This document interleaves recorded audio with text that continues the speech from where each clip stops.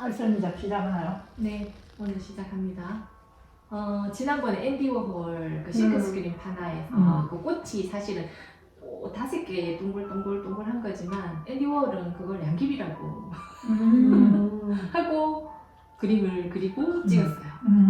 그냥 꽃이라고 하긴 하지만 그게 양귀비예요. 네, 양귀비에서 오늘 딜레이로 오딜롱 르동이라는 작가로 넘어가겠습니다. 잘 못 들어보셨어요? 뭐 처음 들었어요. 왜냐면 르동? 오딜롱 르동. 그냥 르동이라고 하면 미술사에서는 알으실 거예요. 그러니까 안 그래도 수요일 날 하니까 선생님 도대체 이름하고 성하고 그렇게 있는데 그거를 불려요 이러더라고요. 저도 이렇게 가만히 따져보면 확실하게 이름을 부른다거나 성을 부른다거나 이렇게 정해져 있지는 않은 것 같아요. 그러네요. 어떤 화가는 성이고 맞네. 어떤 화가는 이름이고 이러거든요. 고흐 같은 경우는 성이에요. 이름은 빈센트. 그죠, 맞아. 근데 이제 고흐라고 우리가 응, 하잖아요. 그리고 파블로 피카소.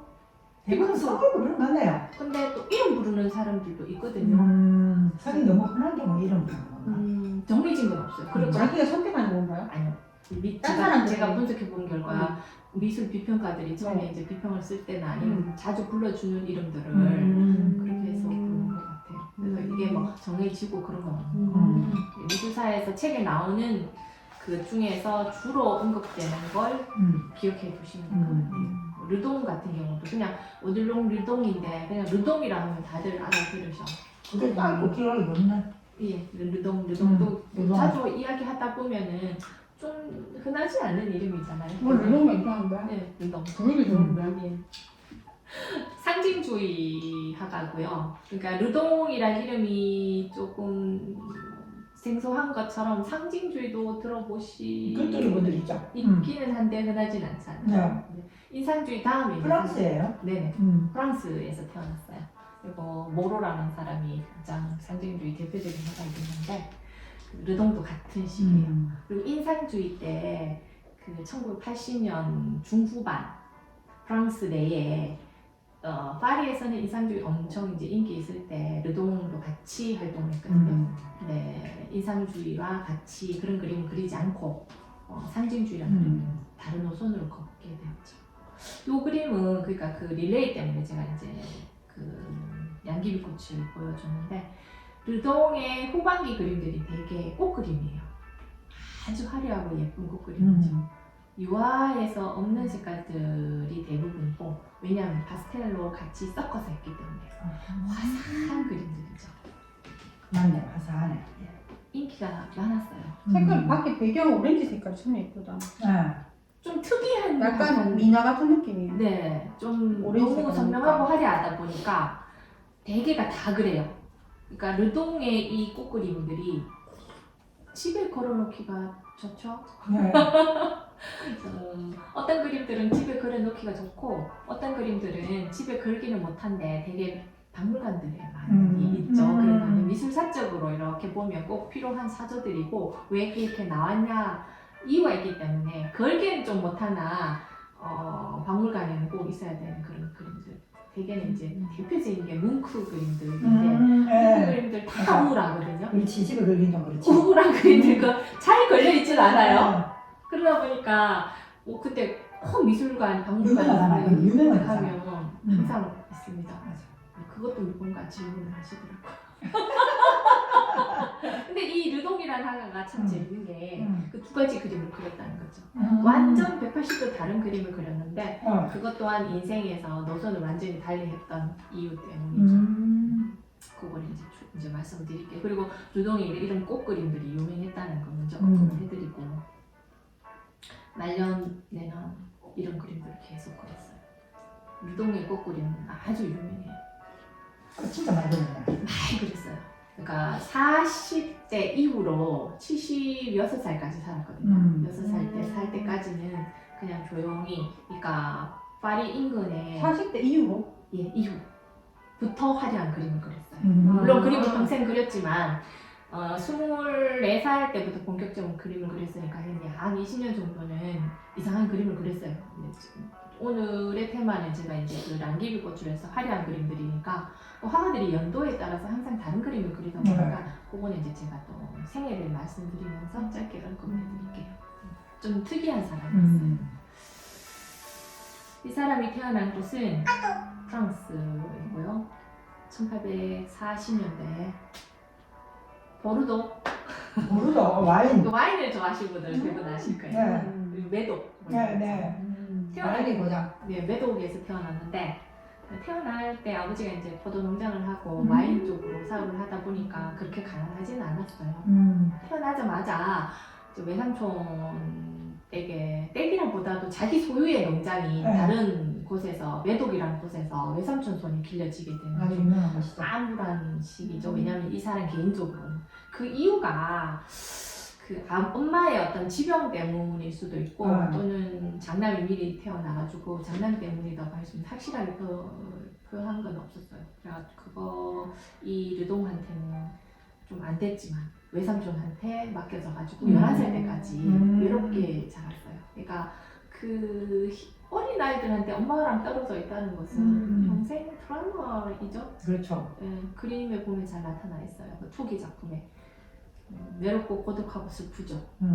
또 11살 때 집으로 왔지만 그 이후로도 어색하죠. 엄마이긴 하되 엄마 아닌 것 같고 이미 청소년처럼 다 예예. 때로는 11살까지 떨어진다고? 떨어졌어요. 태어나서? 네네. 계속? 예예 계속 왔다 갔다 그런 것도 아니고 왜? 이유는 뭐 정확하게 몰라요. 그러니까 첫째가 일찍 태어나서 같이 키우기가 힘들었다든지 뭐 엄마가 좀 힘들어니까 지병이 있었다든지 뭐 그런 기록은 있는데 명확한 이유는 모르겠고 알 수 없는 이유로. 예, 그러니까 루동한테는 일단은 안 좋은 이제 암울한 시기가 있었죠. 이게 이 화가의 완전 그림에 지대한 많은 영향을 음. 줬구나. 예, 아버지가 이제 루동이 그림 어릴 때 이제 그림을 그리고 이렇게 자라다 보니까 욕심 나시는지 그림을 하지 말고 건축으로 해라. 파리로 보내는데 적응을 못해요 학교에서. 내가 그 집에 태어났네. 일단은 자녀들한테 하면서 바뀐다. 그러니까 강요에 의한 거는 항상 실패를 봐요. 맞아. 적응을 못하고 집에 들어오니까 그러니까 아버지가 소개시켜준 화가가 그나마 그 동네에서 이름난 그 파나로 이제 유명한 화가 밑에 이제 보내가 얘가 이제 처음 스승을 만나가지고 배운 게 이제 석파나 노파나 파나 쪽이었어요. 그 파나는 뭐 화려한 색깔로 찍히기도 하지만 이 스승님은 이제 흑백만 찍어냈던 화가였던 것 같아요. 그 흑백의 매료가 되는 거예요. 그리고 또 하나 이 르동이 심취했던 것은 문학 쪽에 심취했었어요. 에드가 앨런 포라든지 추리소설. 네 맞아요. 그러니까 약간 재밌고 뭐 에세이 뭐 이런 건 아니에요. 현실적인 내용이고 그 미스테리한 이런 거 많이 빠져있어요. 보들레르의 악의 꿈 이거 그런 식으로 완전 빠져있는 거예요. 그리고 마성적인 매력이 있잖아. 그런 거에 심취해 있었고 또 이름은 제가 또 잊어버렸습니다. 뭐 식물학자, 아주 유명한 식물학자도 그 동네에 있었던 거 만나가지고 그 식물에 대해서도 굉장히 관심이 많았었고 두루두루 문학 쪽에 관심이 많았던 사람이었어요. 그러니까 이 그림을 그려도 어떤 그림을 그리냐면 유명해요 이거. 눈이 달린 풍선이에요. 오. 한번 보면 잊어버리지를 못하는 거예요. 오, 그때 되게 획기적이었겠다. 아무도 안 알아주죠. 당시에는 무명인이었죠, 무명인. 그 당시에는 획기적이었겠네. 그러니까 우리가 생각해보면 그 모네의 수련을 그린 그 파리 내에서 그림이랑 드가 르노아르 막 햇빛이 반짝반짝 빛나는 이런 막 화려한 그림 그릴 때 이상하게 그림에서. 르동은 저거 동네에서 맨날 이런 것만 그리고 있어요. 그러니까 자기의 삶을 표현한 거라고 보시면 돼요. 적보적인 게 있네. 예. 그런데 누가 이런 그림 수고가 생각나. 이외에는 근데 못해. 굉장히 생각을 많이 했네. 그러니까 이제 심리적으로 아주 내면이 깊은 그런 그림들을 많이 그렸던 거죠. 자기 나름 미동은 굉장히 특이한 사람이었던 거죠. 어쩌면 그런 어떤 트라우마를 그림으로 본인의 상처. 그쵸 트라우마를 그런- 그림으로 풀어냈던 거라고 보시면 돼요. 그리고 약간 이게 상처의 질병적인 부분이요. 네.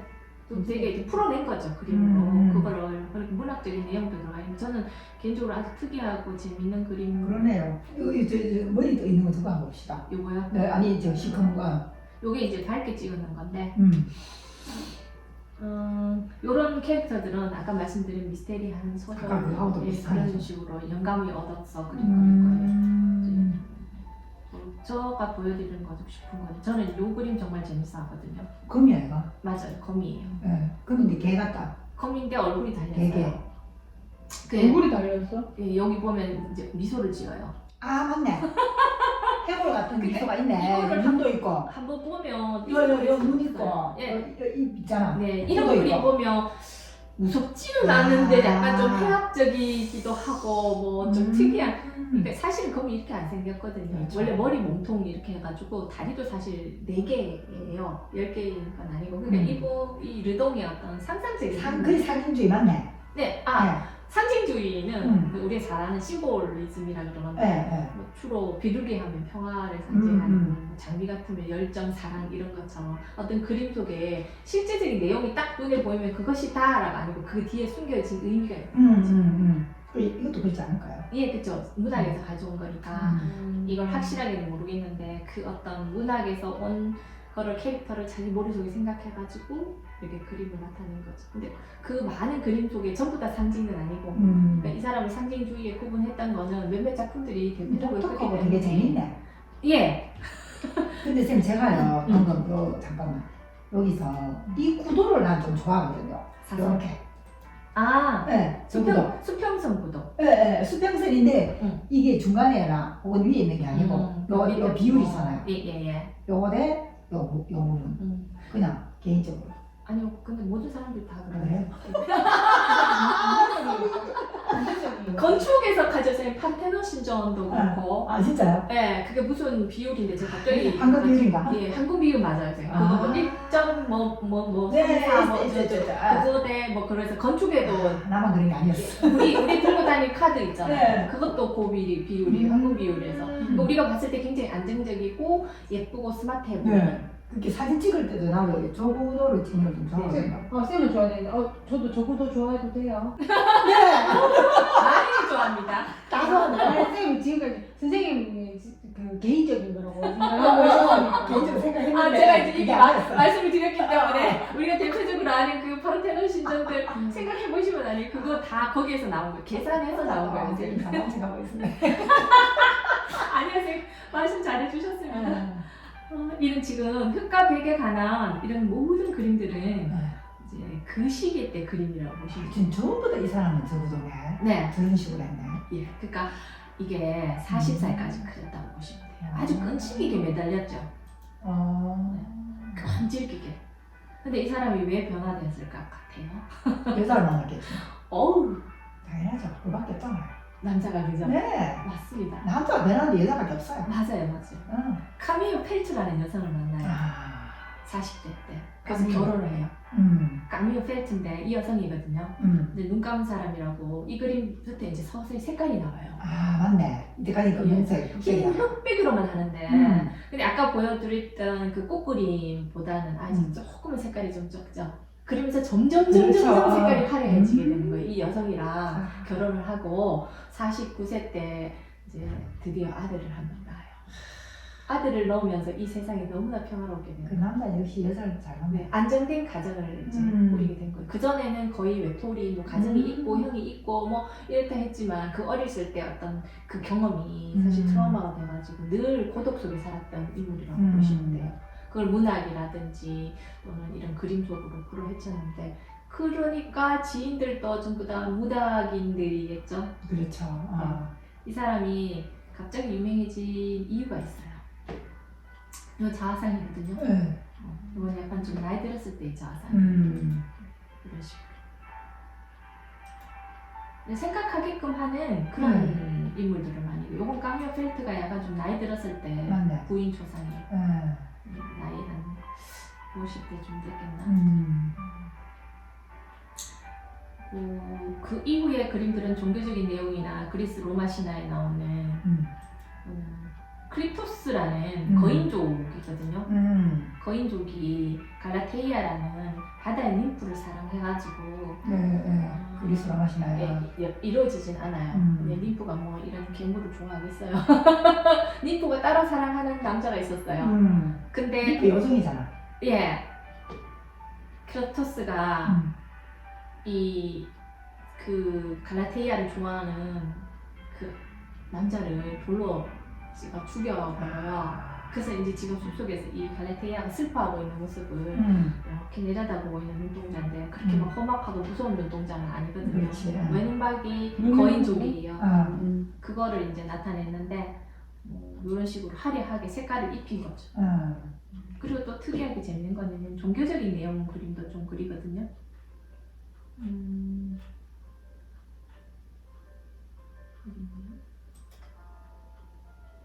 여기가 유럽이잖아요. 네. 갑작스럽게 붓다가 나와요. 오, 맞네. 오. 1940, 50년 또는 뭐 인상주의 때에 그 모네나 고흐도 일본의 우쿠요의 그림들을 약간 좀 반영해서 그림을 그려요. 일본에 대한 어떤 환상이 있더라고. 네. 생각도. 제페니즘이라고 해가지고 네. 그 시기 때 그 굉장히 인기를 걸었거든요. 음. 그렇거든요. 그러니까 우리나라에 없는 약간 신비로운 동양적인 것에 관심을 많이 가지고 있는 네. 거예요. 화가들 안에서도. 우리가 그러면- 생각이 가신 거지. 이게 도자기가 수입이 되는데 일본 거가 근데 도자기에 관심이 있는 게 아니라 이 화가들은 도자기를 싸고 온 그 일본 종이 여자. 종이 있잖아요. 이게 그 맞습니다. 그때 맞습니다. 종이에 음. 그 파다가 그려져 있는 거예요. 그 파다가 사실은 은근감 그 공간감 뭐 이런 거 전혀 없어요. 덩어리감 이런 것도 없고 납작해요. 단지 화려해요. 색깔들이. 그 화려함을 인상주의들은 먼저 매료돼가지고 수집을 하고 그림에 응용하고 벽에 붙여놨는 거 뭐 이렇게 걔네들은 실제적인 걸 그리잖아요. 벽에 그리는 거 그대로 그리고 그래서 아 이때 우키요에가 그렇게 건너갔구나라는 걸 알 수 있죠. 여기 지금 르동도 같은 시기에 화가잖아요. 일본의 우키요에도 영향을 받았지만 불교의 영향을 받았어요. 갑자기 붓다가 확 등장하는 거예요. 저도 너무 신기했어요. 맞네. 뭐지? 그리스 로마 신화 그리고 뭐 기독교 이야기 그리다가 갑자기 붓다 뭐지? 하면서 색감이 엄청 좋다. 색감. 파스텔을 많이 아, 이것도 파스텔이구나. 살짝씩 썼고 그리고 이 사람만의 색깔은 약간 환상 얼마든지. 좀 넉넉하게 해서 근데 아니 그래 그거 오늘 몇 시쯤 진짜 오시는데 아니 오늘은 대중 없어요. 뭐 항상 요즘은 선생님 그 경산에 여기서 가까운데 증평동 그 교회 옆에 한우왕이라고 도축장이 있어요. 그 도축장에 가면 쇠고기가 엄청 싸요. 아 진짜? 이렇게 덩어리 채로 이렇게 진공 포장이 돼 있는데 그거 막 그 살도 부위별로 다 이제 구분이 되어 있어요. 차이 많이 나요? 시국집 사는 거랑? 많이 나죠. 아 저는 그리고 여기 가까이 있으니까 그럼 어디에 고기를 좀 사가야 되겠네. 한우왕인데 이름이 고기를 좋아하기 때문에. 그 진짜 선생님 진짜 선생님 좋아요. 고기 좋아하는 친구 왜 이러냐 선생님. 그냥 완전 끝내. 고기 좋아하고 이러면 나 선생님 고기- 고기 육즙도 좀 있고 선생님 이게 고기 술을 많이 먹어갖고 순한 것도 알코올이 소독을 해가 그래. 알코올도 열량 많고세 다양한 어떤 선생님. 성질은 요소들 선생님은 술 주류 뭐 좋아하세요? 다 좋아하지. 가리지 않고 다 그래도 좋아하세요. 좀 더 좋아하는 주류 좀. 내가 원래는 맥주를 좋아했는데 지금 와인을 좋아하고. 선생님. 시험시 와인. 나 와인 너무 좋아하지. 와인파. 진짜. 그거는 저녁에 전화해야 되는 거야. 하나 맨날 되는 거야. 너무 잘 맞았네, 좋지. 우리 있잖아 언제 한번 와인 한잔 하자. 그래야 되는 거야. 저는 알코올이랑은 상관없는 사람. 아 그럼 아니 알코올 먹으면 시은 씨. 큰일 나는 사람. 내 지금까지 마신 와인 몇 병인지 물어봐봐. 최악인 거야, 최악. 내가 전에 아, 선생님 그리고 와인 좀 이렇게 뭐지 이렇게 좋은 와인 뭐 비싼 거 말고 그러니까 좀 괜찮. 선생님 바디 무거운 거 좋아하세요? 당연하지. 아 네. 나는 무조건 풀바디 좋아하고 그 다음에 드라이 해야 되고. 저는 스위트 마냥 마시는 스위트 달콤한 거 모르는 사람이 이래요. 그렇죠. 그렇지. 근데 와인은 자기 취향이기 때문에 존중. 그럼 마셨을 때 달아야 돼. 내가 전에 좀 와인 드셔보신 분이네요. 아니 많이 묻지. 내가 그거 돈 벌어가 와인 다 먹다 한다. 와인이랑 커피가 비슷한 점인데 와인은 약간 뭐지 나의 감각기가 좀 약간 예민한 사람들이 조금 이렇게 시현 씨 뭘 좀 아네. 그래 네. 커피하고 와인이 너무 똑같다는 걸 나 네. 항상 느끼거든. 맞아. 하지만 매력이 있어요 거기. 그치, 그냥 술이 아니고 그래. 그냥 나의 그냥 여러 가지 감각을 좀 깨워주는. 그러니까 내가 그거를 이런 맛이 이러면서 찾아내는 것도 너무나 신기하고 약간 맞아. 그런 거. 진짜 신기하대요. 그 와인도 맛이 어디산 무슨 산 하고 뭐 다 알아내더라. 아 그럼. 대박이더라. 아 어떤 시은씨 또 청년이 완전히 TV에 또 나왔던데. 이런 또 와인 또 친구를 보다니. 네, 와인 이름은 잘 모르지만 그냥 마셨을 때 아. 내한테 이거, 맞구나 안 맞구나. 뭐 이건 대중적일 수 있겠다. 그때 시은씨 이야기하는 거였지? 거기가 우리 그때 거기 갔지 싶은데. 쌤 이야기하는데 안 가고. 그래요? 나 밖에 별로 그걸 해서 그렇구나. 봉사활동하고 가서 그렇 아는구나. 실내에서 보라색이 들어가니까 사진이 잘 화면이 잘 나오잖아요. 응. 색깔 눈에 탁 띄면서.